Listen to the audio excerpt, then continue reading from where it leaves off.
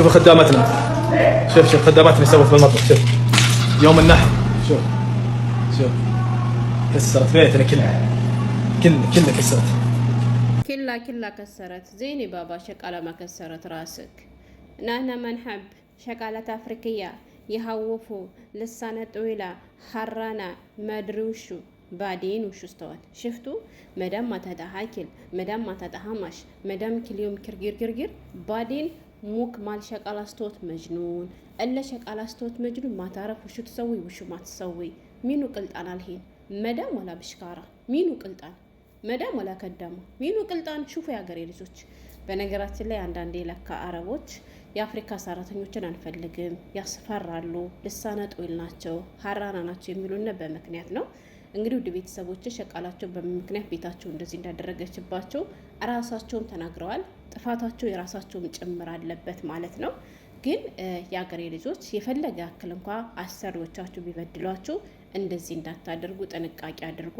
ለምን ብትሉ እናንተ እንደዚህ ስታደርጉ የበለጠ ችግር ውስጥ እንጂ የምትገቡት መፍትሄ አታገኙም። አረብ ሀገር ነው ያላችሁት። አረብ ሀገር ደግሞ እናንተ ህጉን ተከተላችሁ ከሄዳችሁ ስደተኛ ነው የሀገሩ ዜጋ ነው አይልም። እናንተም በህግ ያለውን ነገር መጨረስ ትችላላችሁ ማለት ነው። እንግዲህ ውድ ቤተሰቦች እውነት ለመናገር በጣም ከባድ ነው። ግን ደግሞ እድሜ ለአረብ ሀገር አልሐምዱሊላህ ወደን ሳይሆን በግዳችን ትዕግስት የሚባለውን ነገር አላብሶናል። ኢትዮጵያ እያለን ስንት ብድ የነበርና ልጆች አረብ ሀገር ግን መተን ጭምት ብለን ተቀምጠናል አይደለ? ስለዚህ በስሜት ተገፋፍታችሁ በንብረታቸው፣ በልጆቻቸው፣ በራሳቸው ላይ ያልሆነ ነገር እንዳታደርጉ ጥንቃቄ አድርጉ። ስሜታችሁን ያዘርጉ። ቻሉት ያገሬ ልጆች። ብዙ ጉድ አይደለ ችለን የምንኖረው እድሜ ለዚህ ለማስመሰል ሳቅ እንጂ ብዙ ነገራችን ይሄ መናጤ ጥርስ እኮ ስንቱን ጉዳችን መሰላችሁ ሸፍኑት የኖረ ውስጥ የርር እያለ ገፈልጣለሁ። እኔ ነግሬያቸዋለሁ ከአሁን በፊትም። ወደ ቪዲዮ ከመግባቴ በፊት ልንገራችሁ ብዬ ነው። ቪዲዮን እስከ መጨረሻ ስሙት፣ ይጣማችኋል። በነገራችን ላይ ግልፍጥ እያረኩ ስኖርላት በቃ በእነሱ ወላሂ አንዳንዴ እኮ እነሱ የሚያደርጉት አደራረግ ማለት ነው። አስባችሁታል? ወር ሙሉ ተቃጥላችሁ ስንት ደክማችሁ ትንሹ ትልቁ አቃጥሏችሁ ከፎቅ ከታች አሽከርክራችሁ ደግሞ እዛ ለመቀበል እኮ ያማል ያገሬ ልጆች። ደክማችሁ ሰርታችሁ ለፍታችሁ የለፋችሁለት ነገር ዋጋ ሲያጣኩ ያማል እኮ ያገሬ ልጆች። ግን በእነሱ ቤት በቃኛ እነሱ የሚያደርጉን ነገር የሚያምን አይመስላቸው፣ የሚያስከፋን አይመስላቸው፣ የሚያቆስለን አይመስላቸው። እኛም ደግሞ አማራጭ ስለሌለን ሁሉንም ነገር ችለን ፈገግ እያልን ስንኖር በቃ አለ አይደለ ንጹህ ሰዎች ምንም የማናውቅ ምንም በቃ የተጎዳን የማይመስላቸው እኮ ናቸው ብዙ አረቦች ማለት ነው። እና ይቺ ልጅም እንግዲህ ቻለች፣ አየችው፣ ሁሉንም ነገር ቃኘችው። ከአቅሟ በላይ ሆነባት። በነገራችን ላይ እንደዚህ ያደረገችበት ምክንያት አሰሪው በግልጽ ባይናገር ኖሮ ወላሂ ነው የምላችሁ እኔ ራሱ ምን ነበር አስቤ ነበር መጀመሪያ ቪዲዮን ሳይ በቃ ብዙ እህቶቻችን መዳም ቤት ውስጥ ሲኖሩ አይምሯቸው ይነካል አይደለ? እና እኔም እሷም አይምሯ ተነክቶ እንደዚህ ያደረገች ነበር የመሰለኝ። ግን በምን ምክንያት እንደዚህ እንዳደረገች ራሱ ተናግሯል። እሷ አይምሯ ተነክቶ ወይም አይምሯን አማስ ሳይሆን በቃ ችላ መፍትሄ ስላጣች ነው። ገብቷቸዋል። በጣም ብዙ አረቦች አሉ። እኔ አንዳንዴ ግርም ይለኛል። ምን ነው የሚገርምሽ ካላችሁ አቅም ከሌላቸው ለምንድን ነው ሰራተኛ የሚቀጥሩት? ሰራተኛ መመገብ የማይችል ከሆነ ለምን ሰራተኛ ይቀጥራሉ? የሰራተኛ ደሞዝ መክፈል የማይችል ከሆነ ለምን ሰራተኛ ይቀጥራሉ እንዴ? እኛም እኮ ብዙ ነገራችን እኮ ነው ጥለን የምንኖረው ከነሱ ቤት። በቃ እኔ ምን ማት እንዳለብኝ አላቅም ወላሂ። አሁን ይቺ ልጅ ሌላውን ተውትና ማለት ነው እነሱ የበደሏት በደል እንዳለ ሆኖ፣ በነገራችን ላይ ምን አለ መሰላችሁ አንዳንድ ክፉ የሆኑ አረቦች የነሱን ክፋት ያቺ ሰራተኛ ሂዳ ለሌላ ሰው እንዳትናገርባቸው ሀታ የሆነ መዝናኛ ቦታ ወይ ዘመድ ቤት እንኳ ከሰራተኛ ጋር እንድትገናኝ አይፈቅዱላትም። ከሰው ጋር እንዳትጨመር ብላ እኮ የምታስጠነቅቅ መዳም አለች። ከከሌቤ ልነር ነው ወይ መዝናኛ ቦታ ልነር ነው ማሸቃል አላተጅልስ እኮ ነው የሚሉ። ለምን ከሰራተኞች ጋር ከተቀመጠች የእኛን ጉድ ትናገርብናለች ብለው፣ ምግብ የሌለበት ቤት ከሆነ ምግብ የለም ትላለች ብለው፣ ደሞዝ የማይሰጡ ከሆነ ደሞዝ አይከፈለኝም ብላ ትናገራለች ብላ፣ መዳማ መጥፎ ከሆነች መዳም መጥፎና ብላ ትናገርብኛለች ብለው ስለሚሰጉ ወላሂ ከሰው ጋር እንዲጨምሩ አይፈቅዱላቸውም። ሀታ ቤታቸው ውስጥ ሰራተኛ ቀጥረው እያሰሩ ቆይተው ያቺ ሰራተኛ ኮንትራቷን ጨርሳ ወደ ሀገሯ ልትሄድ ስትል እሷ እያለች ሌላ ሰራተኛ አመጡ። ለምን እሷ እያለች ሰራተኛ ካመጡ የቤቱን ጉድ ትናገርብናለች ብሎ ይፈራሉ ማለት ነው። ግን ንጹህ አረቦች ሀቅ ይዘው የሚራመዱ አረቦች ደግሞ ችግር የለባቸው። እንዲሁም እናንተ ሳትሄዱ ሰራተኛ አምጥቼ አስለምጅልኝ ምናምን ብለው ያደርጋሉ። ለምን ውስጣቸውን ራሳቸው ጠንቅቀው ስለሚያውቁ። ክፉዎች ግን ክፉዎች ናቸው። ምላችሁ ፈልጌ ነው። አሁን ሌላውን ተውትና ይች ልጅ ቢያንስ እንደዚህ ያሉ አረቦች ሲወጡ በራቸውን ቆልፈው ነው የሚወጡ። ለምን? ክፋታቸውን ያውቃሉ። ይሄን ያክል እየተበደለች ሰራተኛ ከዚያ ቤት የመውጫ እድል ካገኘች እንደማትቀመጥ ያውቃሉ። ትተን ከሄድና ከፍተነው ከሄድን ትጠፋለች ስለሚሉ ቆልፈውባት ነው የሚሄዱ።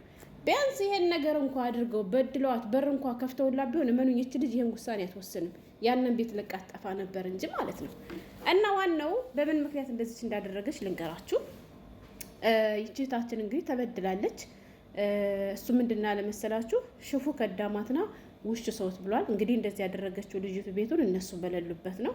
ያው እነሱ የለመዱት ነገር ምንድነው? እነሱ ስራ ሲሄዱ ቤታቸው ተጸርቶ ልብሳቸው ታጥቦ ተተኩሶ ምግብ ተሰርቶ ነበር የሚጠብቃቸው። ዛሬ ግን ሸቃሊት በሌላ ነገር እንግዲህ ሰርፕራይዝ አድርጋቸዋለች። እንዳለ የማጥባቸውን እቃ ሆጭ አድርጋ ክስክስ አድርጋ ሰባብራን የጠበቀቸው። እንደሰማችሁት ሽፉ ኪላ ከሰረት ብሏል። ምን እንደው ያንተን ራስን ከስራ በነበር አንዳንዴ ስወላሂ እና ውድ ቤተሰቦቼ እንደዚህ ያደረገችበት ምክንያት ደግሞ በፍሉዝ ምክንያት ነው ብሏል ማለት ነው። ያው ጉዳይ የተፈጠረው መከረኛ ሳውዲ ነው። እንግዲህ ያው አሁን አዲስ ከተከፈተ በኋላ ሳውዲ አረቢያ ላይ እህቶቻችን እንደ ጉድ ይነግዳሉ። ብቻ አለቅም ከባድ ነው እና በቤዛት በምድር ባሉ በብር ምክንያት ነው ሰራተኛችን እንደዚህ ቀን ሽፉ ሰራተኛችን የማጥባችን እቃ እንዴት እንዳደረገችው ይሄን ያደረገችበት ምክንያት ደግሞ በብር ምክንያት ነው ብሏል ማለት ነው። ስለዚህ ሰው ለፍቶ ትንሹም ትልቁም ከላይ ከታይ አሯሩጦት እንዲህ ዋጋ ከፍላችሁ ወላሂ እኔ በራሴ ልንገራችሁ ያገሬ ልጆች ወር ሙሉ ደክሜ የወር የድካም የሚለቀኝ ደሞዜን ስቀበል ነው። ደሞዜን ስቀበል በቃ ሌላ አዲስ ኃይል አመነጫለሁ ማለት ነው።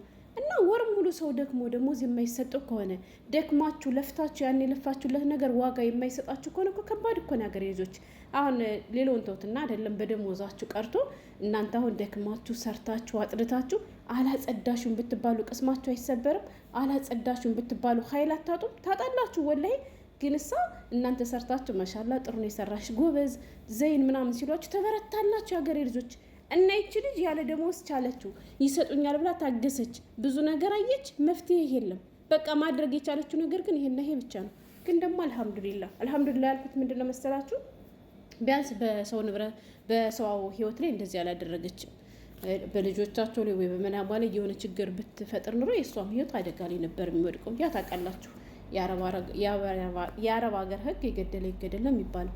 እኛ አንዳንዴ ያሰሪዋ ልጅ እንደዚህ ያደረገች አሰሪዋ እንደዚህ ያደረገች ሲባል ወይ ትታት ወጣም እንዴ ወይ ምናምን እንላለን። ግን እኮ ያገሬ ልጆች ችለው እኮ ግን ከአቅማቸው በላይ ሲሆንባቸው ነው። አንዳንድ አረቦች እኮ ወደ የሚያደርጉንን ነገር እንደው እኛ ችለን እንጂ እንደው እስከ ዛሬ ስንት ነገር እናደርግ ነበር። ግን ላያስችል አይሰጥም ነው አይደለም የሚባለው። እና አሁንም ቢሆን ያገሬ ልጆች ሰብር አድርጋችሁ በትዕግስት ሁሉንም ነገር ለማለፍ ሞክሩ። ግን ደሞዛችሁን በየወሩ ተቀበሉ። የደሞዝ አለመቀበል ለብዙ ነገር ይዳርጋቸዋል ያገሬ ልጆች። አሁን ይሄ ሁሉ ጦስ የመጣ በምንድን ነው? በደሞዟ።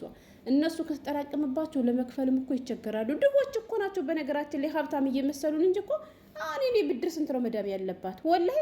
አሁን እሷ ባሏ ሀብታም ነው፣ ግን የራሷን ትንንሽ የወጮች እንኳን የምትሸፍንበት ደሞዟ አይበቃትም ማለት ነው። ከ10 ሺህ በላይ የጦረታ ደሞዝ ትቀበላለች፣ ከልጆቿ ትቀበላለች፣ ከባሏ ትቀበላለች።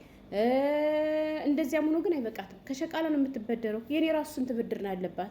እና ሀብታም ናቸው ይሰጡኛል ብላችሁ እንዳትሞኙ። በየወሩ ደሞዛችሁን ተቀበሉ።